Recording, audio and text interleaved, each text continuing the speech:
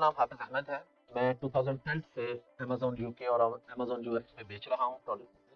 और हम लोग इस पूरे कोर्स में बात करेंगे वर्चुअल असिस्टेंट। बेसिकली हम उसको कहते हैं कि जो बंदा अपनी जगह पे बैठ के किसी दूसरे को सर्विसेज दे के पैसे कमा रहा है तो वो वर्चुअल असिस्टेंट है। वर्चुअल असिस्टेंट सिर्फ अमेज़न से या ईबे से लिंक नहीं है।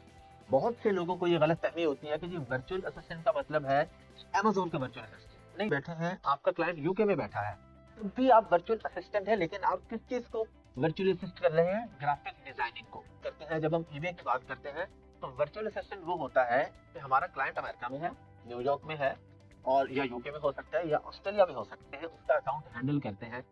जो बंदा पाकिस्तान में बैठ के ये काम कर रहा है, ये दुनिया में कहीं भी बैठ के ये काम कर रहा है, उसको हम कहते हैं वर्चुअल असिस्टेंट। उसका प्रॉपर कंटेंट लिखते हैं, अच्छी सी लाइन, हेडलाइन, उसको टाइटल लगाते हैं कि ये प्रोडक्ट है, कि ये फीचर्स है, प्राइवेट लेबल है और